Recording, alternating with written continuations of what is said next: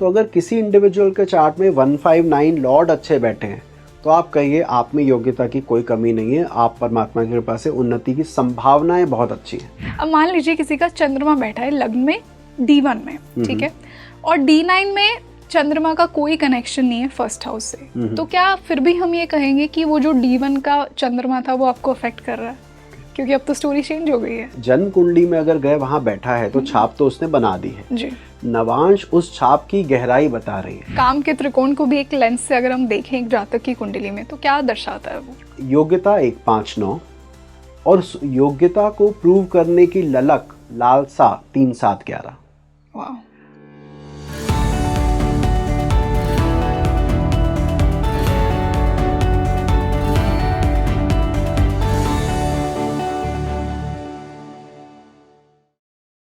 Hello, मैं हूं आपके साथ रंगोली शर्मा और आप देख रहे हैं अपना favourite spiritual podcast speaking tree. क्या आपको भी एस्ट्रोलॉजी ज्योतिष में इंटरेस्ट है? क्या आपने भी कुछ बेसिक्स को समझ लिया है कि ग्रह क्या है, राशियां क्या हैं, कुंडली का हर भाव क्या दर्शाता है? अगर हाँ, तो मैं समझ सकती हूँ कि अब आपका मन कर रहा होगा कि आगे मैं मेरी कुंडली कैसे पढूं। तो आज का पॉडकास्ट आपको बहुत ही पसंद आने वाला है, क्योंकि आज पहली बार हम स्पीकिंग ट्री पर एक ऐसा ही एपिसोड लेकर आए हैं एस्ट्रोलॉजी को लेकर, जहां पर आप अपनी कुंडली को पढ़ना जानेंगे, चाहे आप एक बिगिनर लेवल एस्ट्रोलॉजी स्टूडेंट हैं या एडवांस्ड। तो आज के पॉडकास्ट में आपको सारे आंसर्स मिलेंगे कि कैसे शुरुआत की जाए अपनी कुंडली को पढ़ने की। तो अपना पेन और डायरी लेकर बैठ जाइए, क्योंकि आज के इस एक्सक्लूसिव एपिसोड में हमने स्टेप बाय स्टेप डिस्कस किया है कि आप अपनी कुंडली कैसे पढ़ सकते हैं। और ये पॉडकास्ट अपने दोस्तों के साथ शेयर करना मत भूलिए, क्योंकि उन्हें भी सिखाइए कि वो अपना चार्ट कैसे पढ़ सकते हैं। और आपको और खुश करने के लिए मैं आज के गेस्ट का नाम आपको बताती हूँ। इनके प्रीवियस वीडियोस को आपने स्पीकिंग ट्री पर बहुत ज़्यादा पसंद किया है। मैं स्वागत करना चाहूँगी नितिन कश्यप सर का। So welcome to Speaking Tree. धन्यवाद रंगोली जी, निमंत्रण के लिए शुक्रिया। Sir, our pleasure. और हमेशा की तरह ही एक बहुत ही अद्भुत पॉडकास्ट आज आपके साथ होने वाला है। आई एम श्योर हमारी ऑडियंस तो वेट करती ही है कि आप कब आएंगे और कब अपनी टीचिंग्स हमारे साथ शेयर करेंगे। और मैंने जैसा कि इंट्रोडक्शन में कहा, मैं हमारे दर्शकों को बता दूं कि आज का ये वाला एपिसोड बहुत ही ज़्यादा इम्पॉर्टेंट है, क्योंकि देखिए बहुत से लोग ज्योतिष को जान लेते हैं, सीख लेते हैं, बेसिक समझ आ जाता है कौन सा भाव का क्या मतलब है, राशि का क्या मतलब है, प्लैनेट्स क्या सिग्निफाई करते हैं। अब ये सब जानने के बाद क्यों जानते हैं? क्योंकि उन्हें अपनी कुंडली पढ़नी होती है। तो आज के इस पॉडकास्ट में हम यही जानने वाले हैं स्टेप बाय स्टेप, चाहे आप किसी लेवल पे हो ज्योतिष के, कि आप अपनी कुंडली या अपने किसी चाहने वाले की कुंडली कैसे पढ़ सकते हैं।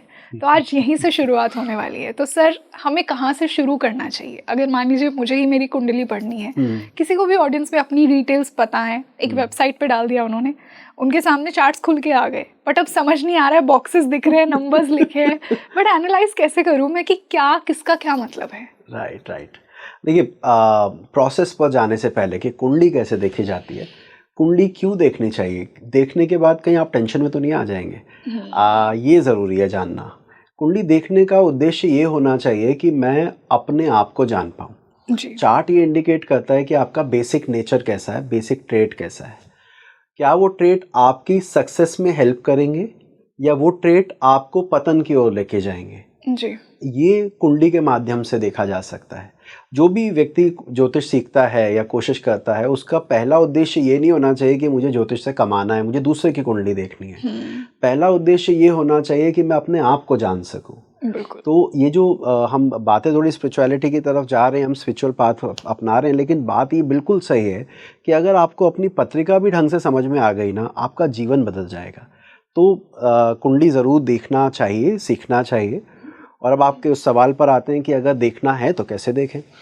देखिए, शुरुआत करते हैं लग्न से जी। लग्न जो अपर मिडल बॉक्स में हाउस होता है उसको लग्न कहते हैं। नॉर्थ इंडिया में वहाँ पर कोई भी नंबर लिखा हो सकता है 1 से 12 तक, जिन्हें लग्न के बारे में बिल्कुल जानकारी नहीं है उनके लिए बोल रहा हूँ। दक्षिण भारत में तरीका बदल जाता है। दक्षिण भारत में वहाँ पर 2 पैरेलल लाइन ड्रॉ कर दी जाती है और वो मूव कर सकता है, वो किसी भी हाउस में। वहाँ पे क्या कहूँ, राशियाँ फिक्स होती हैं, हाउस बदल जाते हैं। हमारे यहाँ हाउस फिक्स होते हैं, राशियाँ बदल जाती हैं। बिल्कुल। अब आते हैं लगन से कि लगन से क्या देखें, लगन से हमें क्या पता लगेगा। तो सबसे पहले देखने वाली चीज़ ये है कि लग्न में कोई ग्रह है या नहीं। सबसे ज़्यादा इम्पॉर्टेंट ये है। ये क्यों इम्पॉर्टेंट है? तो रंगोली जी मेरी मदद करना, कितने ग्रह होते हैं कुंडली में? 9 को हम कंसिडर करते हैं। फाइन, 9 को हम कंसीडर करते हैं और भाव हमारे पास 12 होते हैं। जी। इसका मतलब है कि अगर हम एक एक ग्रह अलग अलग भी बिठाएं तो 3 भाव तो हमारे खाली रहेंगे ही रहेंगे। बिल्कुल। राइट। तो परमात्मा ने लगन में ग्रह क्यों दिया और कौन सा ग्रह दिया, वो सबसे ज्यादा महत्वपूर्ण है। जी। वो क्या इंडिकेट करता है कि वो ग्रह के ट्रेट, उसका स्वभाव आप जिंदगी भर नहीं छोड़ पाएंगे। कई बार लोग आके बोलते हैं सर मैं जवानी में बहुत गुस्सा करता था और ना अब तो उम्र हो गई तो अब मेरा गुस्सा कम हो गया। आपने सुना होगा। या मैं बहुत अय्याश था, या मैं बहुत साधु था और अब मैं बिगड़ गया, जो भी है। लेकिन जो लग्न में ग्रह बैठे होते हैं ना, वो आप चाहे कितने भी बुजुर्ग हो जाएं, आप कितने भी बच्चे रहें, आपके व्यवहार पर, आपकी पर्सनैलिटी पर उस ग्रह की छाप अमिट होती है। जी। तो पहले देखिए लगन में कौन सा ग्रह है और उसके बेसिक कारकत्व क्या है। हाँ। तो मुझे उम्मीद है कि जो हमारे दर्शक हैं वो बेसिक कारकत्व ग्रहों के जानते हैं कि शुक्र सुंदरता के प्रति लगाव देता है, गुरु ज्ञान देता है, बुध विवेक देता है, सूर्य जिम्मेदारियों का एहसास कराता है। तो जो ग्रह लगन में है वो आपके स्वभाव पर अमिट छाप छोड़ता है। बिल्कुल। अब चलिए ये तो हमने देख लिया कौन सा ग्रह है। क्या वो ग्रह के कारकत्व या वो ग्रह के जो प्रभाव है वो मेरे लिए फायदेमंद है या मुझे वो मेरे डाउनफॉल का कारण बनेंगे। देखो रंगोली, आपने सुना होगा कई बार कि सर मेरी आदत है कि मैं सबका भला करता हूँ और इसी स्वभाव के कारण मेरी अपनी उन्नति नहीं हो पाई। जो आता है वो सीधा समझ के मुझे ही यूज करते हैं। बिल्कुल। राइट। और वो व्यक्ति जो बहुत उग्र स्वभाव का है या बहुत तेज है, उसको चंट है, उसकी लाइफ में कोई प्रॉब्लम नहीं है, उसको लोग बड़ा सल्यूट करते हैं या उसको बड़ा ध्यान देते हैं। तो अब ये कैसे डिसाइड करें? तो हमें ये देखना होता है रंगोली जी कि जो लग्न में ग्रह बैठे हैं वो उस कुंडली के लिए शुभ है या अशुभ। ओके। मैं एक एग्जाम्पल के लिए बोलूं कि अगर मान लीजिए मेरा सिंह लग्न है, 5 नंबर का लग्न है, सूर्य का लग्न है, और वहां पर मंगल जैसा ग्रह लगन में बैठ जाए, तो अगर हम सिर्फ किताबी बातें बोलें तो उसमें लिखा होगा जातक क्रोधी होता है, उग्र स्वभाव होता है, वगैरह वगैरह। पर क्या ये उग्रता, क्या ये क्रोध उसके पतन का कारण बनेगी या सफलता देगी, ये वहां पर नहीं मेंशन है।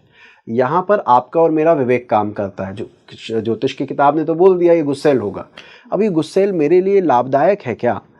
तो हमें ये देखना होता है कि सिंह लगन की, अगर मैं जो एग्जाम्पल दिया अगर उसकी बात करूं, तो सिंह लगन में मंगल किन भावों का अधिपति होगा? मेरी मदद करना। 4th का। Very good. और 8th का।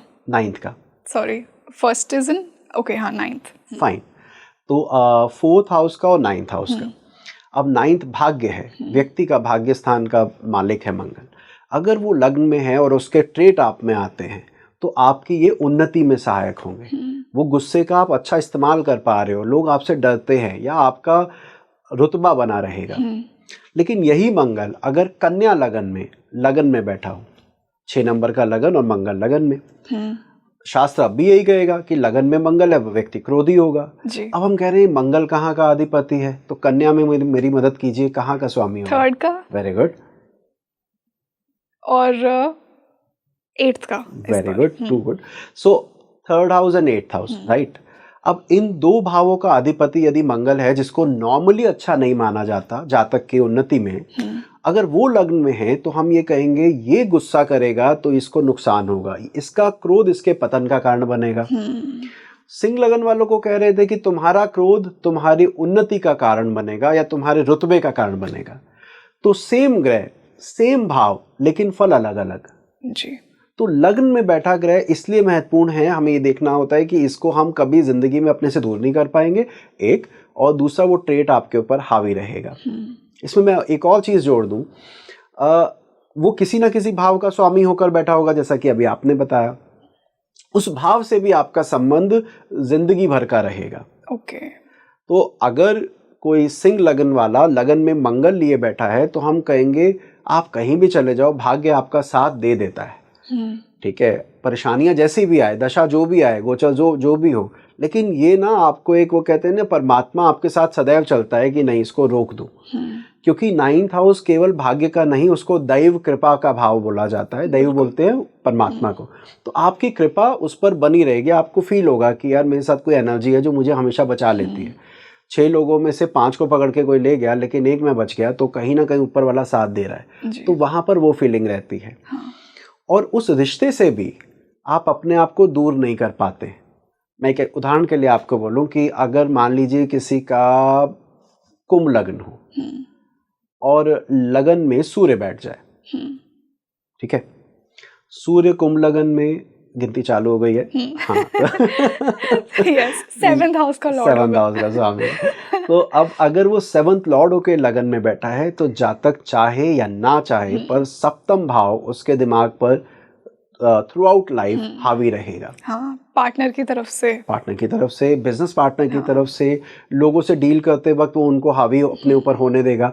तो मतलब जिस घर का वो स्वामी है वो आपके ऊपर प्रभाव लगातार बनाए रखेगा। वाओ। तो लग्न में बैठा ग्रह सबसे पहले तो बहुत इंपॉर्टेंट है, उसको देखना चाहिए। जी सर, इससे मेरा एक ये सवाल आता है, आपने कहा कि लग्न में जो भी प्लैनेट बैठा हो वो पूरी उम्र थ्रू आउट योर लाइफ आपको अफेक्ट करेगा। अब मान लीजिए किसी का चंद्रमा बैठा है लग्न में D1 में, ठीक है, और D9 में चंद्रमा का कोई कनेक्शन नहीं है फर्स्ट हाउस से, तो क्या फिर भी हम ये कहेंगे कि वो जो D1 का चंद्रमा था वो आपको अफेक्ट कर रहा है? क्योंकि अब तो स्टोरी चेंज हो गई है। नवांश पर भी हम आएंगे, लेकिन मैं आपको अभी बताऊं कि जन्म कुंडली में अगर ग्रह वहां बैठा है तो छाप तो उसने बना दी है जी। नवांश उस छाप की गहराई बता रही है। ओके। मेरी बात आप समझिएगा कि एक चीज है वो हमें पता लग रहा है यहाँ पर बैठा है, इम्पैक्ट तो डालेगा, लेकिन वो इम्पैक्ट कितना डीप है, जैसे जख्म को ऊपर से देखने पर पता नहीं लगता जख्म कितना गहरा है, उसके लिए उसी प्रकार नवांश के केस में भी नवांश उसकी गहराई बताता है कि ये तो वहां पर भी पीछा नहीं छोड़ रहा है, तो इसका इम्पैक्ट तो बहुत ज्यादा रहेगा। बट इट डजंट मीन कि अगर नवांश के लगन में नहीं है तो भी वो ग्रह इंपॉर्टेंट नहीं रहा, अभी भी वो उतना ही इंपॉर्टेंट है।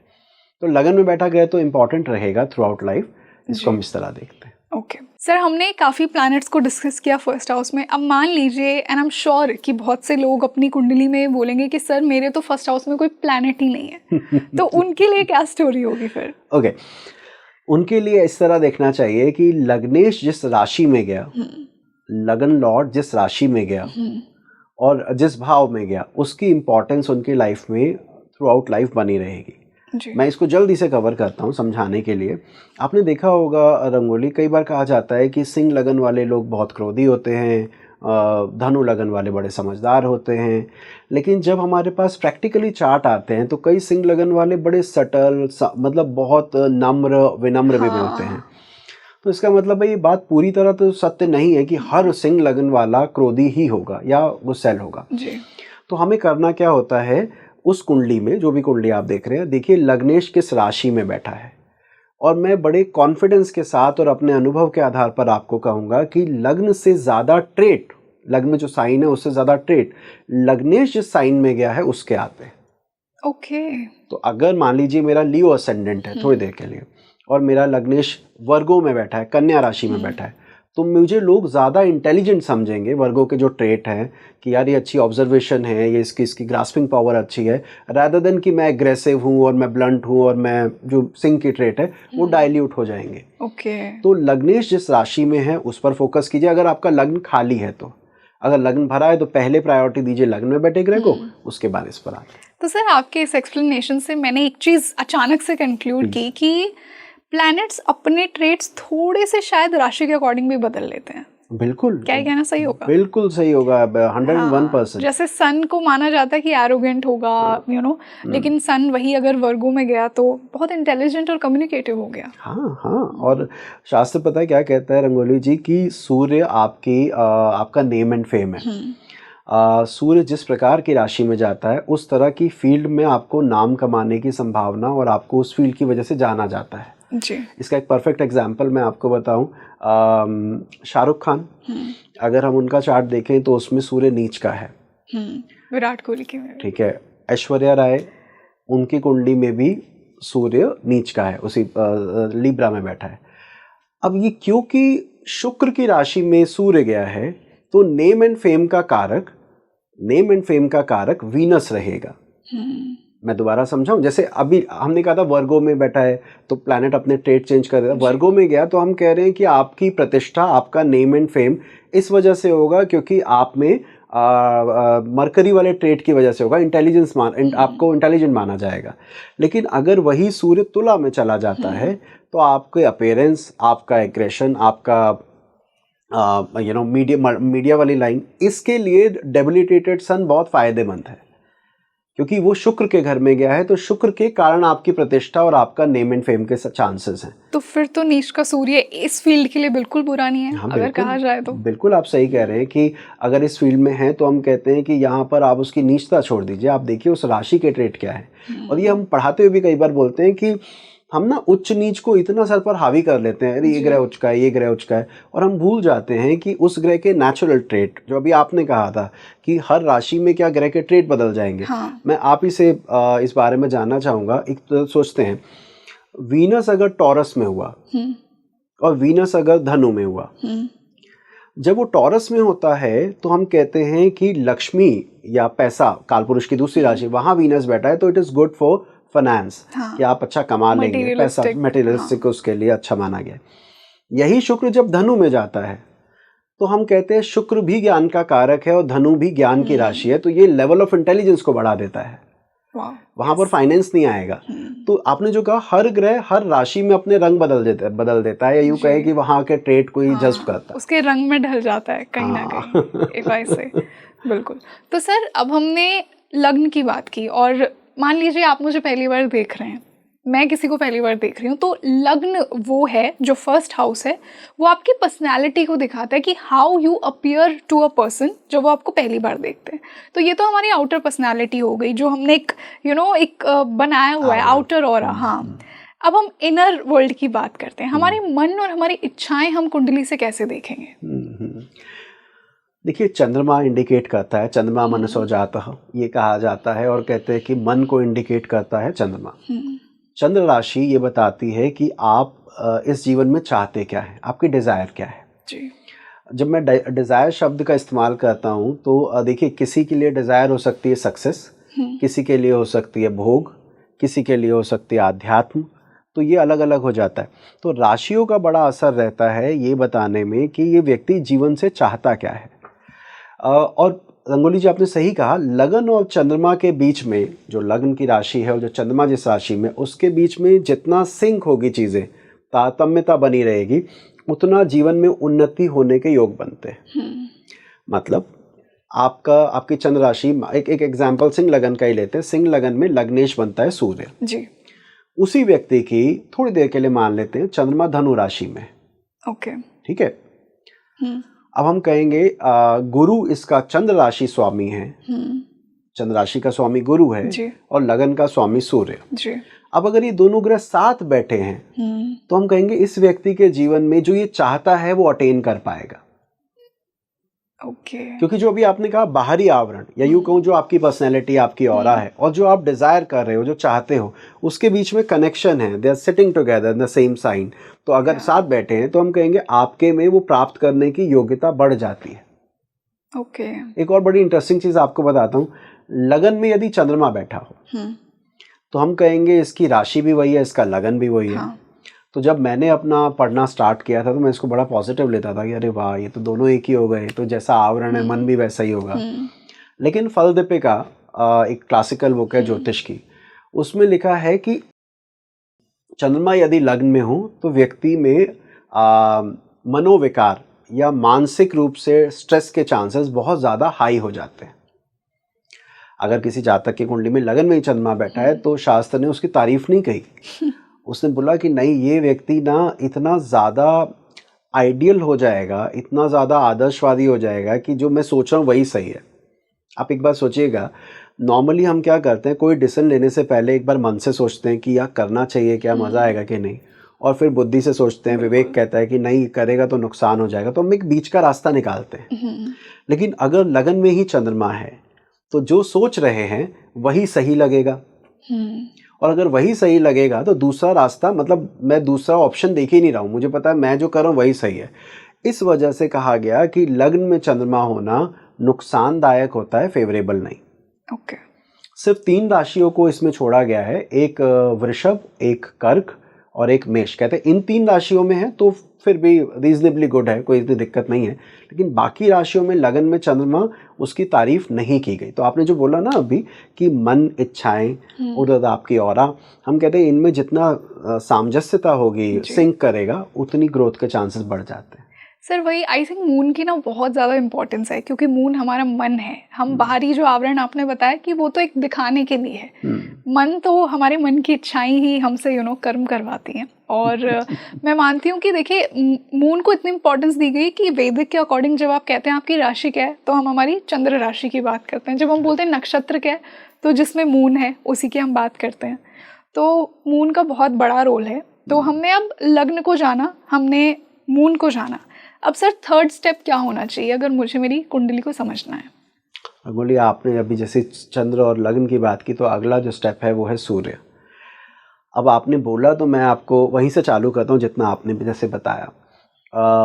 मन वहाँ से जहाँ से इच्छा स्टार्ट होती है, ये मैं चाहता क्या हूँ। लग्न आपकी देह, जिसका इस्तेमाल करके आप वो अटेन करेंगे। मेरी बात समझ रहे? मन जिसने इच्छा की, देह वो जो ये करवा रहा है कि चलो अब इसको करते हैं। और सूर्य वो आत्मा जो ये बताती है कि क्या सही क्या गलत है। देखिए ये बड़ा इंपॉर्टेंट है। कई बार बोलते हैं धर्म की क्या परिभाषा है, धर्म क्या होता है। तो हम ये कहते हैं हर एक व्यक्ति का धर्म, हर एक व्यक्ति का एथिक्स अलग अलग हो सकता है। आपके लिए जो धर्म है हो सकता है मेरे लिए अधर्म हो, राइट। मुझे लगे ये गलत है और आपको लग रहा है मैं सही कर रही हूँ, मुझे पता है कि इसमें कोई गलती नहीं है। तो ये जो धर्म वाला जो कॉन्सेप्ट है या जो मेरे एथिक्स हैं, ethics should be seen from sun, सूर्य। तो जब हम किसी कुंडली का फलित करते हैं, हालांकि इस पॉडकास्ट में बहुत टाइम लग जाएगा, अगर हम सुदर्शन पर बात करें, सुदर्शन एक पद्धति होती है जिसमें देह, आत्मा और मन तीनों को क्लब करके प्रेडिक्शन की जाती है कि ये व्यक्ति क्या कर्म करे जिससे इसको क्या कहते हैं वो सोल पर्पस बोल लीजिए, या जिसको आनंद और संतुष्टि की प्राप्ति हो कि हाँ यार मज़ा आ गया लाइफ में। तो उसमें ये तीनों का रोल आता है। तो विषय पर वापसी आते हैं। सन साइन भी सुना होगा आपने। हालांकि ट्रॉपिकल और नॉन ट्रॉपिकल या इस तरह का करके हमारा थोड़ा फर्क आ जाता है वेस्टर्न सनसाइन और हमारे सनसाइन में, लेकिन फिर भी सनसाइन तीसरे नंबर पर बहुत इंपॉर्टेंट है, जो बताता है इस इंडिविजुअल के लिए एथिक्स कितने मैटर करते हैं। ओके, तो जिस भी राशि में आपका सन है, तो वैदिक के अकॉर्डिंग वो आपका सनसाइन हुआ। Correct, absolutely right. और ये नॉर्मली 15 तारीख से 15 तारीख के बीच में होता है। जैसे अब मकर संक्रांति आप जानते हैं, सभी को पता होगा 14 जनवरी को मकर संक्रांति होती है। 13-14 जनवरी से 1 महीने के लिए मकर में सूर्य आता है, उसके बाद वो कुंभ में जाता है। हर वही 15-15 दिन के 30-30 दिन के गैप से ये राशियाँ चेंज करते रहते हैं। बिल्कुल, इसीलिए आपको डिफरेंस मिलेगा आपकी, जब आप वेस्टर्न अपनी कुंडली देखेंगे तो आपको डिफरेंस मिलेगा कि आपका सन साइन अलग है, और वैदिक में आपको डिफरेंस मिलेगा। बिल्कुल सही कह रहे हैं आप। तो सर अब हमने सन, राइजिंग और मून की प्लेसमेंट्स को समझा, क्या हम इसको किसी चार्ट के एग्जाम्पल के थ्रू समझ सकते हैं ताकि लोग अपनी कुंडली में भी इन रूल्स को अप्लाई कर सकें? बहुत बढ़िया, बहुत बढ़िया। एक काम करते हैं, मैं आपके साथ एक चार्ट शेयर करता हूँ और उस चार्ट पर इन्हीं नियमों को कैसे लगाना है उसको डिस्कस करते हैं जी। तो जो मैंने अभी आपको चार्ट दिया है ये है लियो असेंडेंट चार्ट, सिंह लगन की कुंडली। अब सबसे पहले हम क्या देखेंगे कि लगन लॉर्ड, लगन में कौन सा प्लैनेट है। तो हमें नजर आया लगन में यहाँ पर केतु है, केतु विराजित है। केतु क्योंकि किसी और हाउस को लॉर्ड नहीं बनता है, केतु के पास लॉर्डशिप नहीं है, तो हम कहेंगे नेचर ऑफ डिटैचमेंट और स्पॉन्टेनियस रिएक्शन ये इस जातक में आना चाहिए। ओके। क्यों? क्योंकि केतु विरक्ति का कारक माना जाता है। तो अगर लगन में है तो फीलिंग ऑफ डिटैचमेंट की, सब कुछ होते हुए भी डिटैच रहने की आदत। और दूसरा जो मैंने अभी आपसे कहा ब्लंट बिहेवियर, जो है एज इट इज़ वैसे ही रख देना, वो भी केतु का स्वभाव है, वो जातक में आना चाहिए। अब हम चलते हैं लगन लॉर्ड पर। लगन लॉर्ड कहाँ पोजिटेड है? सन, लग्न लॉर्ड इसका सन हुआ, राइट, और वो है 9th हाउस में। फाइन। अगर 9th हाउस में है तो अपने भाग्य स्थान में स्वयं जातक जाके बैठे जी। और सूर्य मेष राशि में उच्च का भी हो जाता है। इस आधार पर ये जातक के भाग्योन्नति की संभावना, या यूँ कहें कि भाग्य के साथ कनेक्शन बना और वो भी स्ट्रॉन्ग कनेक्शन बना, तो जातक के सेल्फ मेड होने और अपने खुद के द्वारा भाग्योन्नति की संभावना बढ़ जाती है। मैं यहाँ पर एक और बात बताना चाहूँगा रंगोली जी।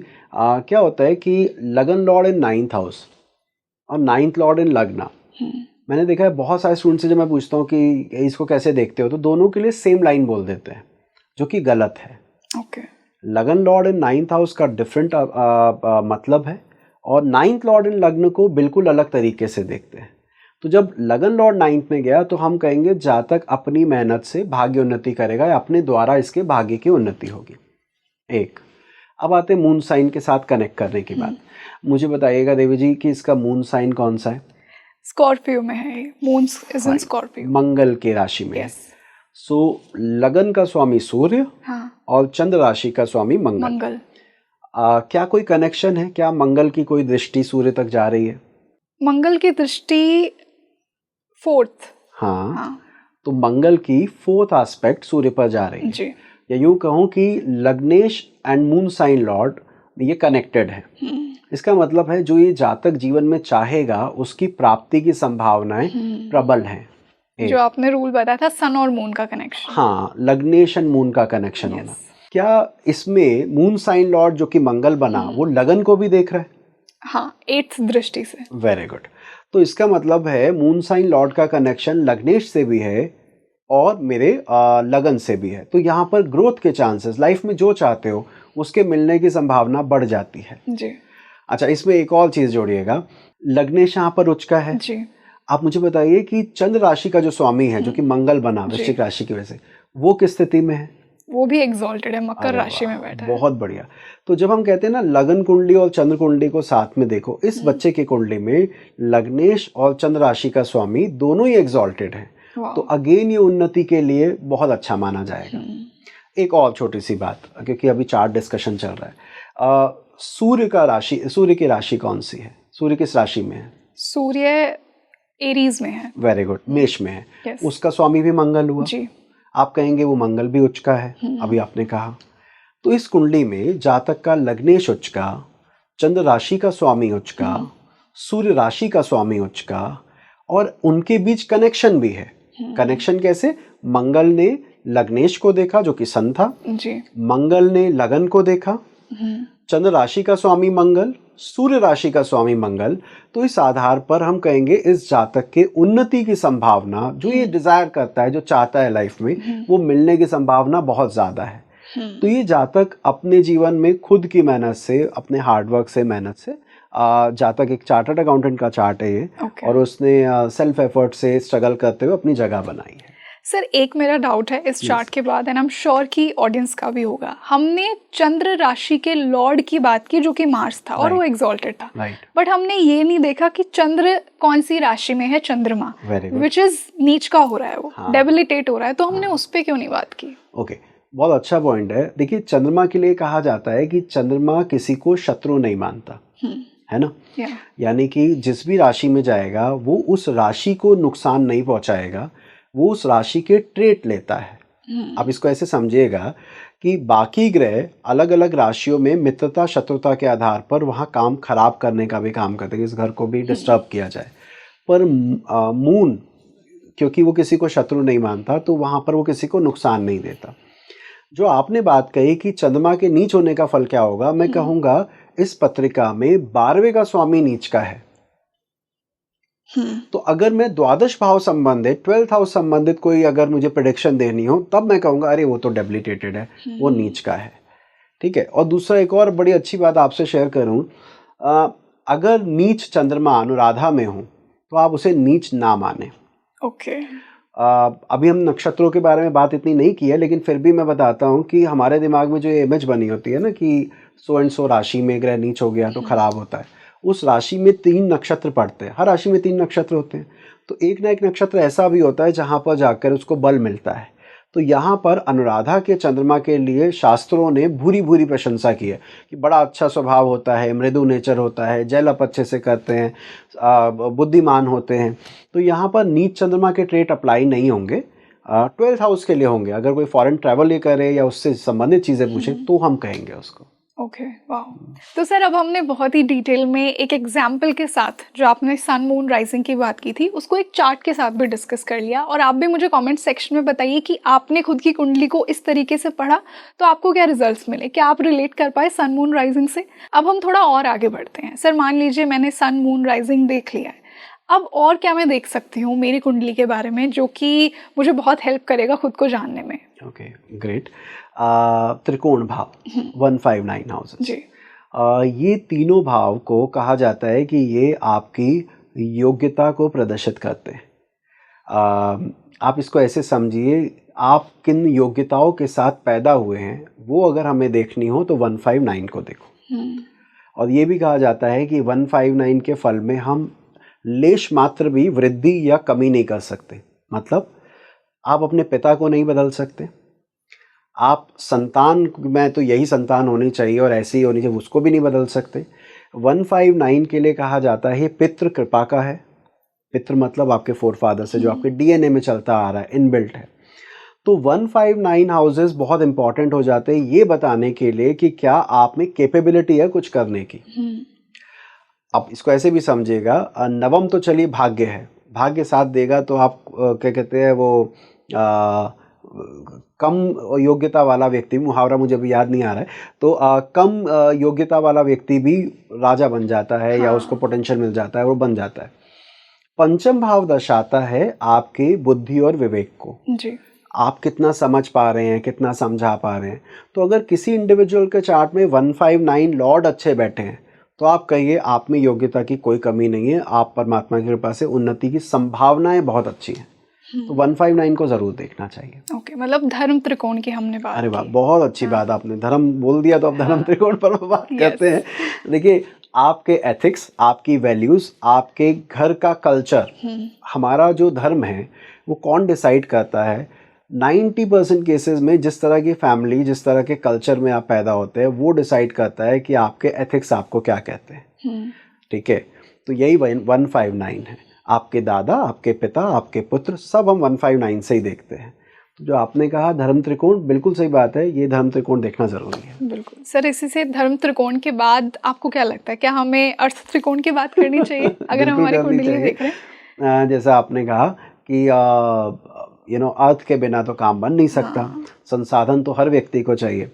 तो 2, 6, 10 जिन हाउसेस को हम कहते हैं वो ये दिखाते हैं कि लाइफ में कितनी चीज़ें आप एक्वायर कर पाएंगे फाइनेंशियली।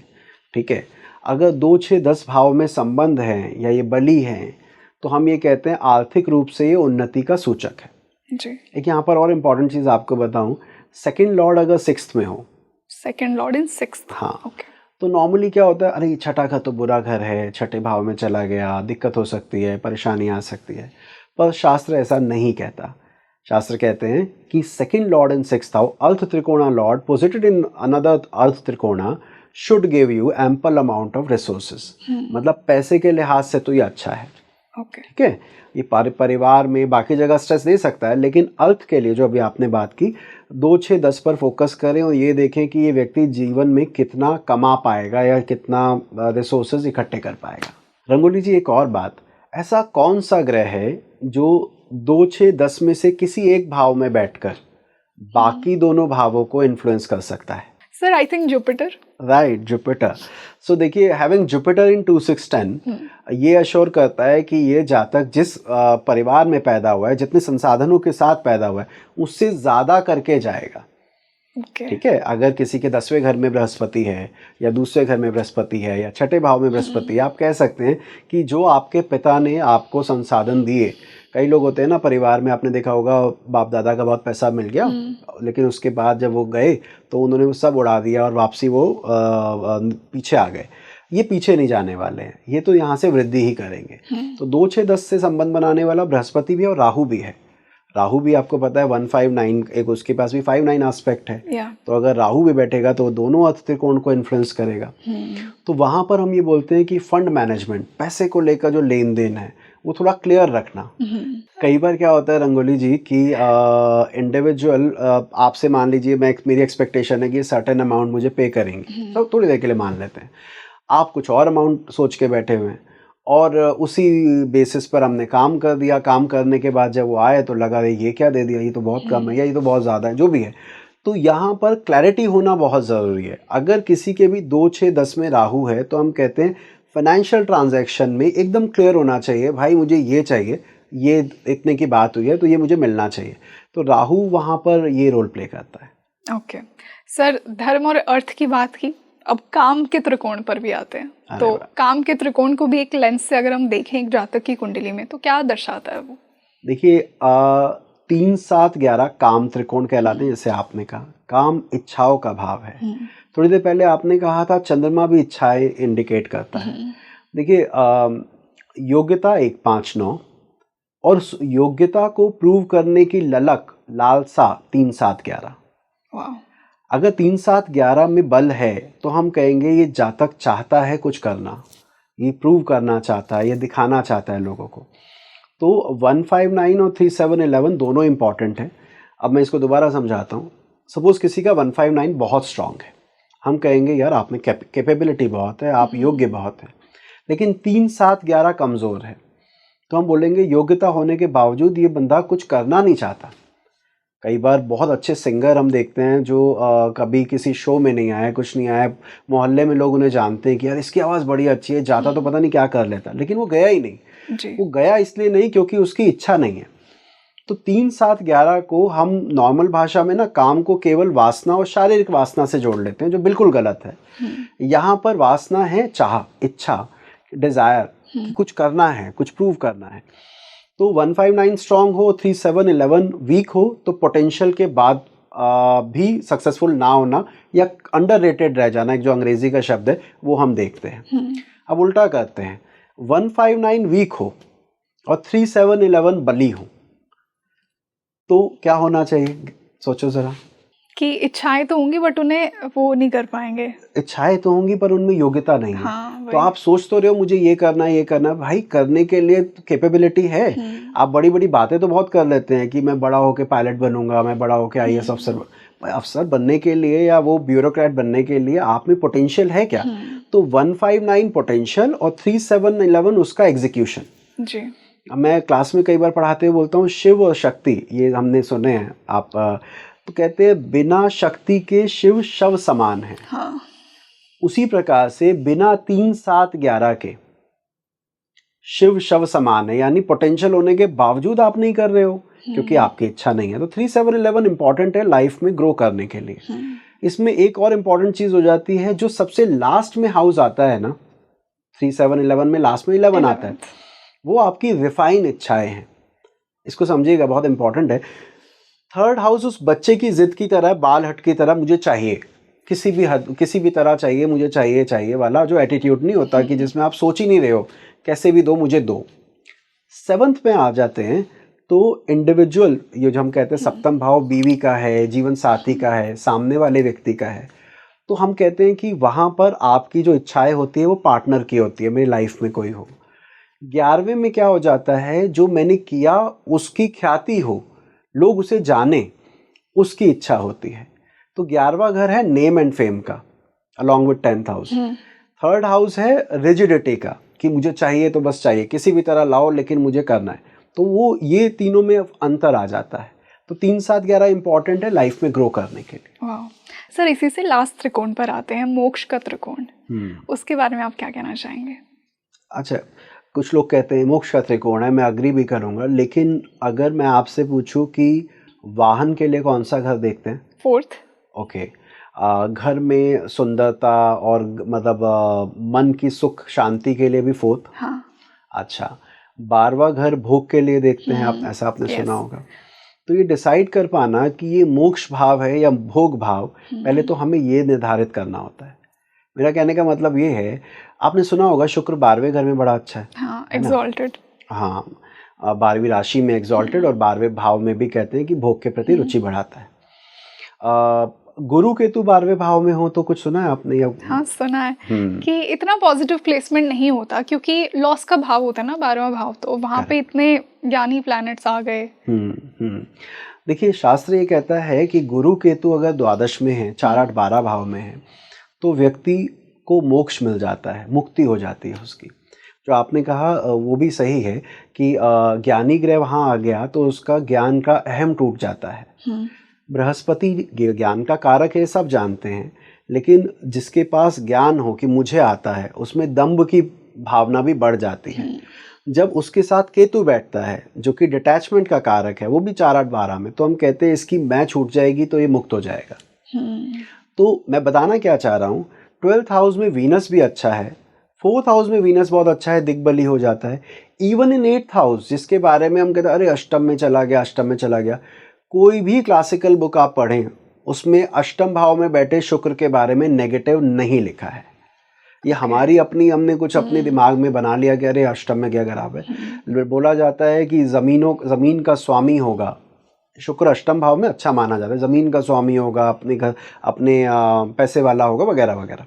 मैं विषय पर वापस आता हूँ, मैं क्या बताना चाह रहा हूँ। देखिए, मोक्ष भाव तब का ये जब वहाँ पर गुरु, केतु, शनि जैसे ग्रह की मुक्ति हो जाएगी। जब वहाँ पर शुक्र जैसा ग्रह हो, वो भी बली, तो भोग में लिप्त होने के योग बनाता है। तो ये मोक्ष भाव अकेले नहीं है। एक और चीज़, वैसे इसको बड़ा पॉजिटिव लिया जाता है। देखिए, कोई चीज़ अगर आप अपनी मर्जी से छोड़ दें तो वो मुक्ति है। अगर मैं आपसे ज़बरदस्ती छीन लूँ तो उसकी वजह से पीड़ा भी होगी। बिल्कुल, क्योंकि डिजायर्स अटैच्ड हैं उसके साथ। डिजायर अटैच है। तो 4, 8, 12 में अगर हम कहें क्रूर ग्रह हो, तो हमने ये देखने में आता है कि व्यक्ति ने जीवन में कोई बड़ा ऐसी चीज़ खोई है जो खोना नहीं चाहता था। आई रिपीट, 4, 8, 12 में क्रूअल प्लैनेट का होना ये इंडिकेट करता है कि आपके जीवित रहते रहते आपने ऐसी किसी चीज़ का आपसे त्याग परमात्मा ने लिया है, आपसे छीना है, जिसको आप मतलब जिसके जाने से दुख होता है। अगर वही 4, 8, 12 में लग्नेश भी बैठा हो तो हम कहते हैं आपने अपनी इच्छा से उसे त्यागा है। बड़ा फर्क हो जाता है इस चीज़ में कि मैं मुक्ति जानबूझ के ले रहा हूँ या मुझे मुक्त परमात्मा ने किया है। तो यहाँ पर ये बहुत इंपॉर्टेंट हो जाता है कि लग्नेश की क्या पोजीशन है। तो 4, 8, 12 भाव बहुत इंपॉर्टेंट है लाइफ में, भोग के लिए भी और भोग के बाद उससे निवृत्त होने की भावना के लिए। बिल्कुल। तो सर, हमने जर्नी को समझा, धर्म, अर्थ, काम और मोक्ष, एक सोल की जर्नी को 1 to 12 हाउस में हमने समझ लिया। हमने सन, मून, राइजिंग को भी समझा। इसके बियॉन्ड क्या, नेक्स्ट स्टेप्स क्या होंगे? ओके, अब बात करते हैं थोड़ी मेटेरियलिस्टिक। हाँ, कि लाइफ में मैं कुछ चाहता हूँ क्या।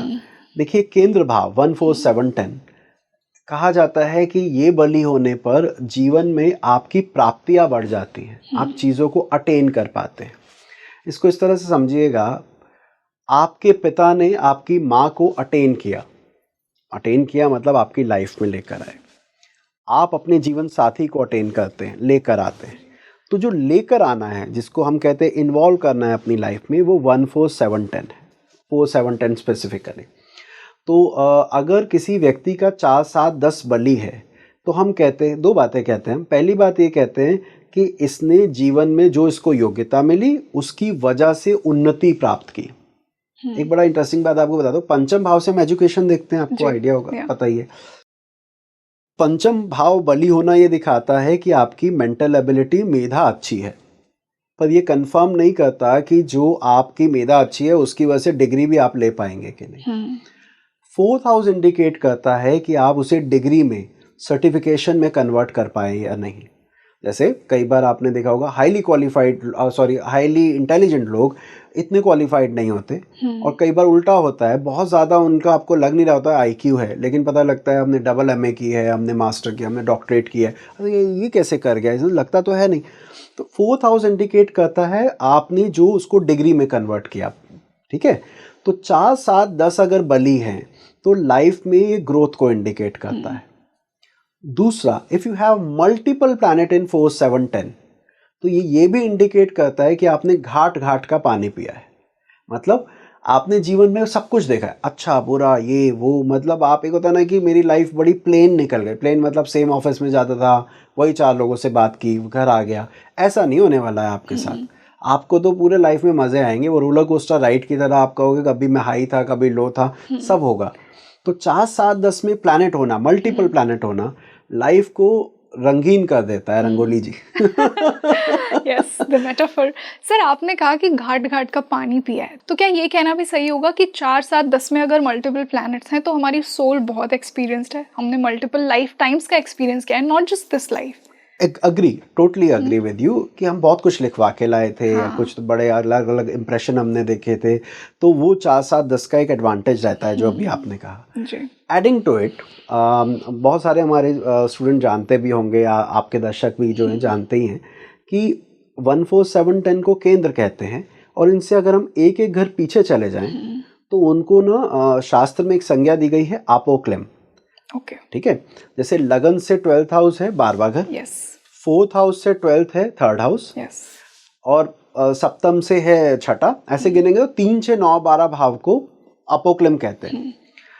रंगोली जी, अपोक्लिम भाव में मल्टीपल प्लैनेट होना ये इंडिकेट करता है कि आप अपनी पास्ट को छोड़ नहीं पाते। If you have multiple planet in 3rd house, 6th house, 9th house और 12th हाउस, इट इंडिकेट कि आप ना अपने पास्ट को पकड़ के बैठे हैं, कि वो उससे आगे नहीं निकल रहे हैं। ठीक है। तो एक तो ये अपोक्लिम का आप देख सकते हैं। दूसरा, केंद्र से जो अगले भाव होते हैं उनको कहते हैं पणफर। उसमें आते हैं 2, 5, 8, 11। यस, तो 2, 5, 8, 11 में अगर आपके मल्टीपल प्लैनेट है तो ये इंडिकेट करता है कि आपकी सोच फ्यूचरिस्टिक है। आप आज में नहीं जीते, आप सोचते हो आगे क्या होगा, मेरे पास, मैं जब इतने साल का हो जाऊंगा तो कितना पैसा होगा, मुझे 42 साल के टाइम पर रिटायर हो जाना है, मुझे ये करना है। आप अपने आज को इतना ध्यान नहीं दे रहे जितना आप अपने फ्यूचर को दे रहे हैं। तो 2, 5, 8, 11 में प्लैनेट होना ये दिखाता है कि आप आगे की सोच रहे हैं जी, इसको इस तरह भी समझिएगा। 9th इंडिकेट कर रहा है आपके फादर को, यानी आपके पास्ट को, आपके भूत को, और 5th इंडिकेट कर रहा है आपके फ्यूचर को, आपकी संतान को। या तो 2, 5, 8, 11 में प्लैनेट होना फ्यूचरिस्टिक सोच, अपोक्लिम में होना आप पास्ट से कनेक्टेड रहते हैं, और केंद्र में होना जो इन दोनों के बीच में है आप प्रेजेंट में रहते हैं। वाओ, तो अगर आप प्रेजेंट में रहते हैं तो आप ज़्यादा, परमात्मा भी यही कहता है कि जो क्षण आपको मिला है उस क्षण को आप अनुभूत अगर अच्छे से कर रहे हैं तो आप सुखी हैं। आप आगे की जो होगा देखा जाएगा, पीछे जो होगा हो गया। आज जो मुझे अवसर मिला है, इस अवसर को कितना मैं एग्जीक्यूट कर पाता हूँ, कितना अच्छा परफॉर्म कर पाता हूँ, वो मेरे हाथ में होना चाहिए। तो 1, 4, 7, 10 में ग्रह होना ये ब्लेसिंग है एक, कि आप अपने आज में जी पाएंगे, आप हर उस चीज़ को एंजॉय और फील कर पाएंगे जो आपके साथ अभी घटित हो रहा है। Beautiful sir. मैं इस एक्सप्लेनेशन से ये भी समझ रही हूँ कि केंद्र जो हाउसेस होते हैं वो सिर्फ हमारी कुंडली का केंद्र नहीं है, हमारी लाइफ का भी एक सेंट्रल पॉइंट है, हमारी लाइफ का केंद्र है। क्योंकि लाइफ की थ्योरी भी तो ये है कि वो चाहती है हम प्रेजेंट में जिए, ना पास्ट में अटके रहें, ना फ्यूचर में जिए। बहुत बढ़िया, बहुत बढ़िया। नहीं, बिल्कुल सही कह रहे हैं आप कि वो केवल एक कहे हमारी लाइफ का पिलर या बीच का पॉइंट है, जिसमें हम कहें कि हमारा जो प्रेजेंट है वो इंटैक्ट बना रहेगा या उसको हम पूरी तरह एंजॉय कर पाएंगे। तो 14710 में प्लैनेट होना बहुत अच्छी बात है। यस, और यही ज्योतिष की फिलॉसफी है कि हम एस्ट्रोलॉजी में भी एक फिलोसॉफिकल और स्पिरिचुअल टच ढूंढें, सिर्फ उसे एकदम थियोरेटिकल ना बनाएं। सर, अब बहुत से लोग ऐसे आई एम श्योर होंगे जो बोलेंगे कि मुझे कुछ चीज़ों का टाइम भी प्रेडिक्ट करना है मेरी कुंडली में। मान लीजिए मैंने एक पर्सनैलिटी को समझ लिया, मैंने इन प्लेसमेंट्स को जाना, मैंने प्लैनेट्स की पोजीशंस को समझा। अब जो लोग टाइमिंग देखते हैं अपनी कुंडली में वो किस बेसिस पर होती है? विमशोत्री दशा पे मैं थोड़ा और एनालिसिस आपका जानना चाहूँगी। टाइमिंग ये बहुत बहुत इम्पॉर्टेंट चीज़ है लाइफ की। मैं जैसे हम अपने स्टूडेंट्स को भी एग्जांपल देता हूँ कि अगर आपने पूरे ज़िंदगी कुछ नहीं किया है, पूरा क्रिकेट मैच की तरह एग्जांपल लेते हैं कि क्रिकेट मैच में आप अच्छा परफॉर्म नहीं कर पाए, बुरा खेल रहे हैं, लास्ट बॉल पर एक 6 चाहिए था और आपके बैट पर बॉल चढ़ गई, ठीक है, तो आपको लोग उस 6 की वजह से ध्यान रखते हैं कि यार इसने टाइमली परफॉर्म कर दिया था। और अगर इसका उल्टा हो, आप पूरे मैच में अच्छा खेल रहे थे लेकिन जब लास्ट आपको रिक्वायरमेंट थी उस चीज़ की तब आप परफॉर्म नहीं कर पाए, तो फिर आपका वो डीफेम में कन्वर्ट हो जाता है, जबकि पोटेंशियल वही था, परफॉर्मेंस अच्छी थी पर नहीं हो पाया। रंगोली जी, आप ये भी जानते हैं कि भारत और इवन विदेश में भी पढ़ाई के लिए कुछ एक सीमित साल बताए गए हैं कि आप पैदा हुए हैं 4-5 साल बाद आपका स्कूल में एडमिशन होगा, 22 से लेके 32 तक आपको पढ़ाई खत्म करनी ही है, राइट। तो जो आपने पूछा टाइमिंग की, अगर उस टाइम पर जो टाइम मैंने अभी बताया 4 साल से लेके 32 साल, सपोज आपके लिए फेवरेबल दशा नहीं है, तो it will hamper your education, it will make a negative impact on your education, जिसकी वजह से आपकी थ्रू आउट लाइफ वो स्ट्रगल बढ़ जाएगी। तो जो आपने कहा टाइमिंग के लिए दशा, विमशोत्री दशा स्पेशली देखी जाती है, जिसमें क्या कहा जाता है कि हर ग्रह का वक्त आएगा जी, जो आपको अपने अपने समय अनुसार वो फल देगा। इसको अगर हम पॉजिटिव वे में समझे तो कहते हैं ना कि समय सदैव एक सा नहीं रहता, अगर आप रंग हो तो कभी तो मौका मिलेगा। तो उसी प्रकार मैं यहाँ पर भी कहना चाहूँगा कि हर ग्रह का फल आता है। अगर कुंडली में एक भी ग्रह बली है या 2 ग्रह बली है और टाइमली आ जाए लाइफ के, तो हम कहते हैं वो लाइफ को तार देता है या उसको पार लगा देता है। तो दशा एक इम्पॉर्टेंट टूल है। और दूसरा ट्रांजिट। तो रंगोली जी, ऐसा है कि ट्रांजिट वेस्टर्न वर्ल्ड में सबसे ज़्यादा उसी पर रिलाय किया जाता है। हम दशा के साथ ट्रांजिट को देखते हैं और फिर डिसाइड करते हैं कि इसका ये वक्त कैसा चल रहा होगा। बिल्कुल। इस पर हम आगे भी कभी बात कर सकते हैं, लेकिन फिर भी मतलब ये साढ़े साथी है। साढ़े साथी एक ट्रांजिट का फिनोमिना है, उसका दशा से कोई लेना देना नहीं है। लेकिन हम जानते हैं कि इंडिया में सबसे ज़्यादा पॉपुलर टर्म अगर एस्ट्रोलॉजी की हम सर्च करें नेट पर, तो उन 10 टर्म में एक साढ़े साथी तो पक्का होगी। और कितना डराया जाता है लोगों को कि शनि तो आपको बर्बाद करके चले जाएंगे। बिल्कुल। तो दशा इन ट्रांजिट ये बताती है कि वो इवेंट जो योग्यता आप में है वो फलीभूत कब होगी, आपकी लाइफ में पतन का समय कब आएगा। तो वो समय अवधि निकालना भी बहुत ज़रूरी हो जाता है। बिल्कुल सर। तो एनी लास्ट मैसेज जो कि आप हमारी ऑडियंस को देकर जाना चाहेंगे, जो कि आज के इस पॉडकास्ट के बाद अपनी कुंडली खोलकर बैठ गए हैं और पढ़ना चाह रहे हैं? देखिए, मैं पहले तो यही कहूँगा कि अपनी कुंडली में खामियां मत ढूंढिए, ये ढूंढिए कि कहाँ कहाँ आप और बेहतर कर सकते हैं। डराने के लिए ज्योतिषी बहुत हैं जो आपकी कुंडली देख के बता देंगे कि अरे आपके यहाँ ये खराब बैठा है, ये आपका बुरा होना लिखा है। आप ऐसा ना करें, चार्ट में देखिए कहाँ कहाँ हम बेहतर कर सकते हैं, वहाँ मेहनत करें। समय अवधि जब खराब हो तो ये मत सोचिए समय अवधि खराब है, आप सोचिए अभी लर्निंग का पीरियड है, अभी सीखने का मौका है, अभी अपने ऊपर काम करने का मौका है कि जब अच्छा समय आएगा तो हम उसको एग्जीक्यूट कर पाए। खेती में जैसे हम कहा करते हैं कि सोइंग, बीज बोने वाले टाइम को अगर हम कहें यार वो टाइम पे तो रेवेन्यू जनरेट नहीं हुआ, तो हम कहेंगे अगर वो बोते नहीं तो रेवेन्यू नहीं आता। तो हल्के वक्त में अपने आप को तैयार कीजिए, अच्छे वक्त में उसको एग्जीक्यूट कीजिए, और बाकी ज्योतिष आपकी ज़िंदगी को बहुत सरल सफल बनाने में बहुत बहुत इम्पोर्टेंट योगदान दे सकता है। बिल्कुल सर। ज्योतिष का मतलब जो ज्योति है वो हमारी इनर लाइट ही तो है, बट इट्स अनफॉर्चुनेट कि इतना लोग इसमें अंधविश्वास ऐड करते हैं और इसे एक तरह से मैं बिलीव करती हूँ सर करप्ट किया जा रहा है। इसकी जो एसेंस है एस्ट्रोलॉजी की, उसको रेवोल्यूशनाइज करने में आई थिंक अभी बहुत टाइम है, और वो तभी होगा जब जेन्युइन सीकर्स एस्ट्रोलॉजी के साथ जुड़ते हैं। नहीं, उसके लिए मैं थैंक्स स्पीकिंग ट्री को भी देना चाहूँगा, क्योंकि इस तरह के प्लेटफॉर्म जो इसको एक्सप्लॉइट नहीं कर रहे हैं या उस चीज़ को बढ़ा नहीं रहे हैं, तो उनका बहुत बड़ा योगदान है। क्योंकि ज्योतिष में जो आपने कहा है कई सारी कुप्रथाएं और बहुत सारे ऐसे नेगेटिविटी जो कि ज़रूरत नहीं है बढ़ाई जा रही है, बताई जा रही है, कुछ ऐसे टोटके, उनसे अगर हम बच के रहें और इसको उन्नति का एक मार्ग मान के चलें तो बहुत अच्छा रहेगा। और आप सब भी एस्ट्रोलॉजी को, अपने चार्ट को एक एम्पावरमेंट टूल की तरह यूज़ कीजिए और फिर देखिए कि आपकी लाइफ में क्या चेंजेस होते हैं। तो sir thank you so much for joining us today. बहुत ही मज़ा आया, बहुत ही एनलाइटेंड फील हो रहा है मुझे तो। एंड आई एम श्योर कि सबने अपनी कुंडली की डिटेल्स तो डाल दी होंगी किसी वेबसाइट पे, और वो अपना चार्ट खोलकर अब इस पॉडकास्ट के बाद अपनी कुंडली ज़रूर पढ़ेंगे। तो आप मुझे कमेंट सेक्शन में बताइए कि आपको आज का ये पॉडकास्ट कैसा लगा, आपने आज के इस पॉडकास्ट से क्या क्या सीखा, क्या आप अपनी कुंडली पढ़ेंगे आज के इस पॉडकास्ट के बाद, और कैसे पढ़ेंगे, क्या इन्हीं स्टेप्स को फॉलो करेंगे, तो मुझे कॉमेंट सेक्शन में ज़रूर बताइए। और साथ साथ ये भी बताइए कि आगे आने वाले पॉडकास्ट में हम सर के साथ और कौन से टॉपिक्स पर चर्चा कर सकते हैं। तो ज़्यादा से ज़्यादा इस पॉडकास्ट को शेयर कीजिए, चाहे आपके कोई बिगिनर एस्ट्रोलॉजी फ्रेंड हो या एडवांस्ड एस्ट्रोलॉजर्स फ्रेंड हो, उनके साथ भी शेयर कीजिए, क्योंकि कुंडली पढ़ना तो सबको आना चाहिए। तो हम मिलते हैं जल्दी एक और बेहतरीन पॉडकास्ट के साथ। मैं हूँ आपके साथ रंगोली शर्मा। नमस्ते।